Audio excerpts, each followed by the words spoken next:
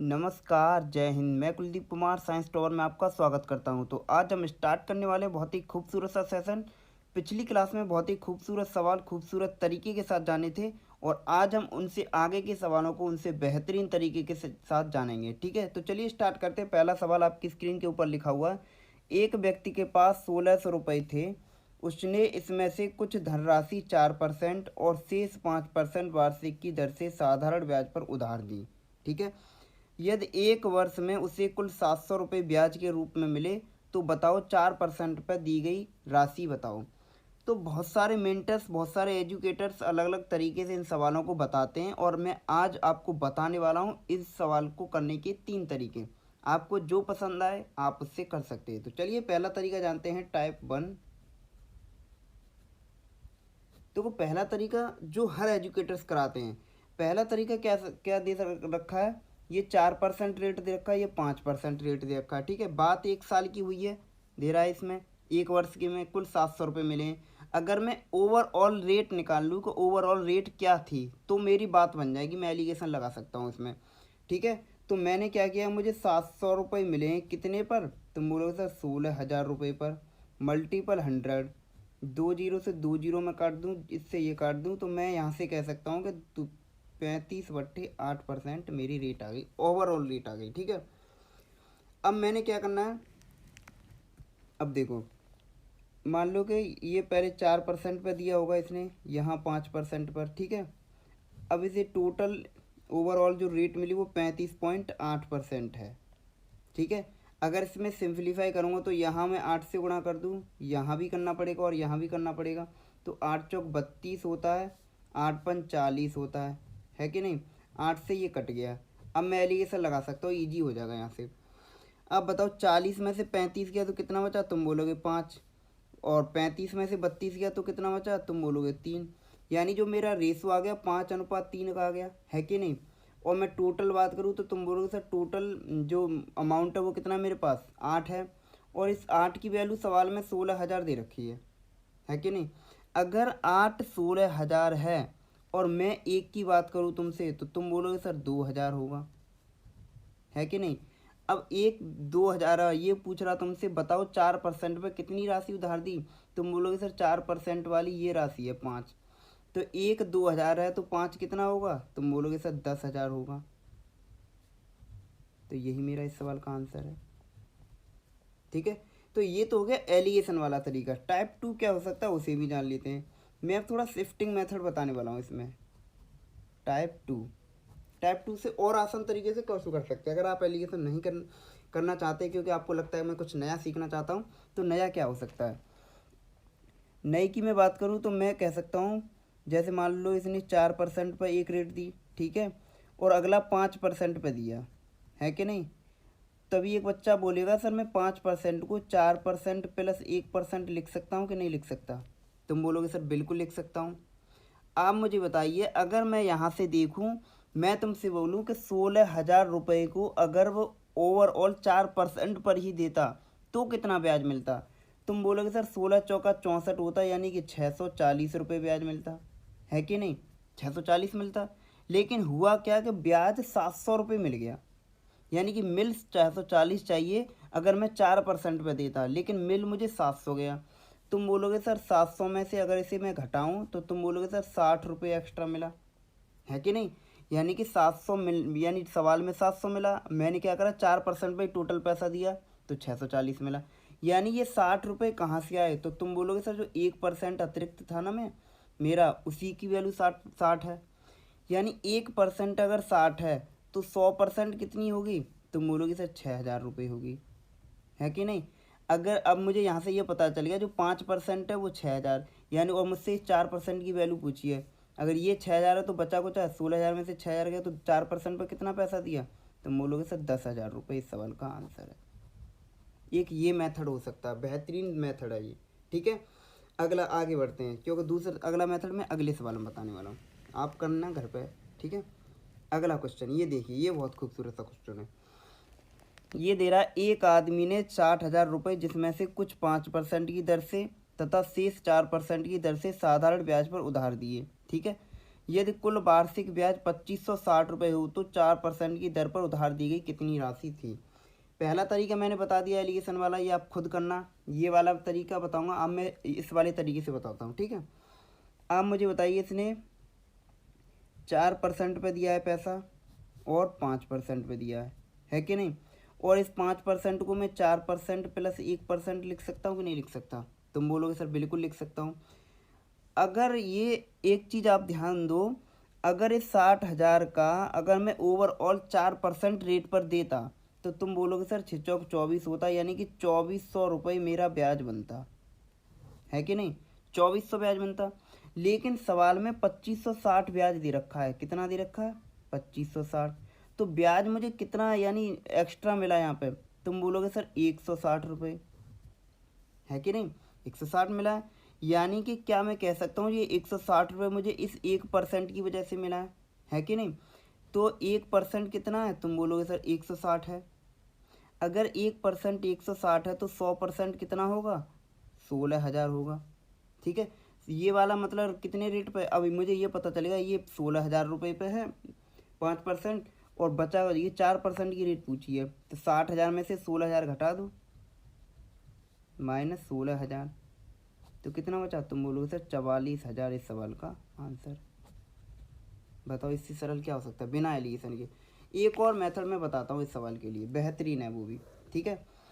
अब देखो ये दे रहा है 60,000 रुपये, जिसमें कुछ 5% की दर से 4% की दर से दे रखा है, ठीक है। मैं मान लेता हूँ कि एक भाग 100x है और दूसरा भाग 100y है, तो टोटल कितना होगा, 60,000 होगा, ठीक है। अब इस पे इसने 4% रेट दिया तो 4x ब्याज मिलेगा, इस पे इसने 5% दिया तो 5y ब्याज मिलेगा, ठीक है। और टोटल ब्याज कितना मिला है, तुम बोलोगे सर 2560 रुपये मिला है, ठीक है, 2560 मिला है। अगर मैं इसे क्या करना चाहूँ, मैं कहूँ कि इसे मुझे इसमें अगर मैं 100 बनाना चाहूँ इसमें से एक टर्म को, तुम बोलोगे सर 20 से गुणा कर दिए, 20 चौक 80x, ठीक है। और 20 पंजे कितना होता है 100, 100 बाई, और ये यहाँ से मैं अगर 2 से गुणा करूँ तो 2 छिंग 12, 2 पंद्रह से 11, 2 दूनी 4 और 1 5, यानी कि 512 होना चाहिए, सॉरी 512, यानी 5120 आ गया, ठीक है। तुम मुझे बताइए 100x प्लस 100y बराबर 60,000 है, ठीक है, और 80x प्लस 100y बराबर 5120 है। तुम मुझे बताइए यहाँ 100x था और यहाँ 80x है, तो क्या मैं कह सकता हूँ 20x इसमें, यानी इसमें से x घटाया तो 20x, इसमें से इतना घटाऊंगा तो कितना बचेगा, तुम बोलोगे सर 900, सॉरी 880 रुपये, ठीक है। यानी 20x 880 और मुझे 100x की वैल्यू चाहिए, तो 100x कितना होगा, 20 पंजे 100, तो 88 पंजे कितना हो गया, 44,000, ये आंसर आ गया, ठीक है। तो ये भी बेहतरीन तरीका है, जो आपको अच्छा लगता है उस तरीके से आप कर सकते हैं। चलिए आगे बढ़ते हैं और कुछ सवाल देखते हैं।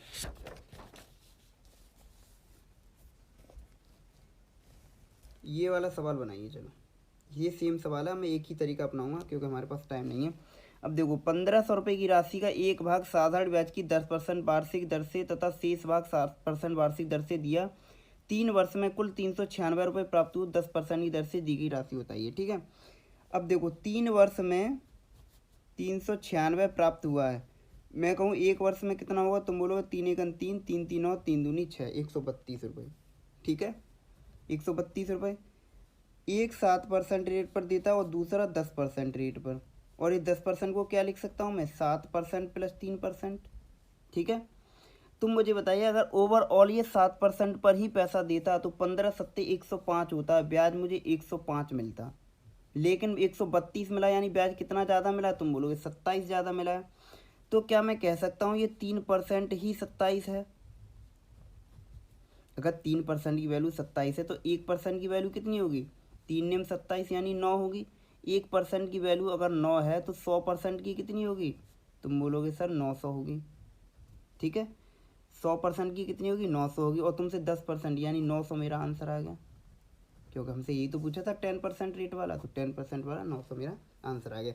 अगर 7% वाला पूछता तो 600 आंसर हो जाता, 900 में से 1500 में से 9 गए तो 600 बचा, क्यों। चलिए आगे बढ़ते हैं। देखो ये बनाइए, अच्छा सवाल है। एक वर्ष में 5,000 रुपये बढ़कर 5700 रुपये हो जाते हैं, तथा तदनुसार 5 वर्षों बाद उसी साधारण ब्याज की दर से 7,000 रुपये बढ़कर कितने हो जाएंगे। ठीक है, अब देखो यहाँ पे 5,000 रुपये एक साल में 5700 हो जाते हैं। मैं तुमसे बोलूँ यहाँ पे ब्याज कितना मिला, तुम बोलोगे सर 700 रुपये मिला। अब देखो यहाँ एक बात समझने वाली बात है, बहुत सारे एजुकेटर्स क्या करते हैं कि यहाँ पे पहले दर निकालेंगे, उसके बाद फिर क्या करेंगे, टाइम दे रखा है, दर दे रखा है, उसके बाद ब्याज निकाल के आराम से आंसर निकाल देंगे जोड़ के, ऐसा ही निकाल के अमाउंट में जोड़, प्रिंसिपल में जोड़ के अमाउंट निकालेंगे। लेकिन ये तरीका गलत है। हमें क्या करना है, हमसे रेट तो निकालनी है ही नहीं, क्योंकि रेट पूछा ही नहीं है पेपर में। तो 5,000 रुपये एक साल में 5700 हो जाते हैं, तो एक साल में कितना ब्याज मिला, 700 मिला। और मैं यही तुमसे पूछूँ कि 5 साल में ब्याज कितना मिला, तुम बोलोगे सर 5 सत्ते 3500 मिला। तो क्या मैं यहाँ से कह सकता हूँ कि 50,000 रुपये, 5,000 रुपये 5 साल में 8500 रुपये हो जाते हैं कि नहीं, बताओ, है कि नहीं। और इनका मैं रेशो निकालूँ तो तुम बोलोगे सर 2 जीरो से 2 जीरो कट गया, 5 ढाई 50 और 5 17, यानी 10:17 आ गया। ठीक है, अब ये ज़रा उसी साधारण ब्याज की दर से 7,000 रुपये बढ़कर कितने हो जाएंगे। तो क्या मैं कह सकता हूँ कि 7,000 रुपये कितने हो जाएंगे। तो 10 का कितना गुना है, तुम बोलोगे 70 गुना है, 700 गुना है।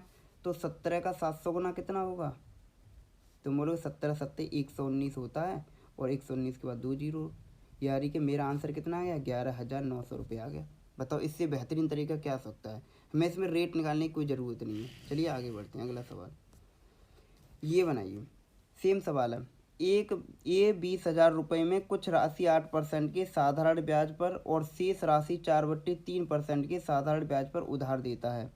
एक वर्ष के बाद उसे 8,000 रुपये की आय होती है, तो 8% पर दी गई राशि क्या है। तो मैं इसमें एलिगेशन लगा के करता हूँ, बाकी के दो मेथड आप खुद ही करना। ठीक है, तो ये दे रहा है, देखो एक भाग दे रहा है 8% पर, ठीक है, दूसरा दे रहा है 4/3% पर। अगर मैं, मुझे बताओ 800 रुपये ब्याज मिला है कितने पर, 20,000 रुपये पर, तो ओवरऑल रेट कितना हुआ, तो बोलो तो 2 चौक 8 होता है, यानी 4% आ गया। ठीक है, तो मैं यहाँ एलिगेशन लगा सकता हूँ। इसमें से मैं इसे 8 में से 4 गया तो कितना बचा, तुम बोलोगे से 4, और इसमें से इतना गया तो कितना बचा, यहाँ पे घटा के देख लो, 4 में से 4/3, 4 12 में 4, यानी 8/3, है कि नहीं, सही है, और 4/3 सही है। तो यहाँ कितना बचा, 8/3। तो 4 एकन 4 होता है, और 4 दूनी 8 होता है, यानी कि 2:3 आ गया, 2:3। ठीक है, और 3 और 2 5। तो क्या मैं कह सकता हूँ 5 की वैल्यू कितनी है, तुम बोलोगे सर 20,000 है, तो 1 की वैल्यू कितनी होगी, 4,000।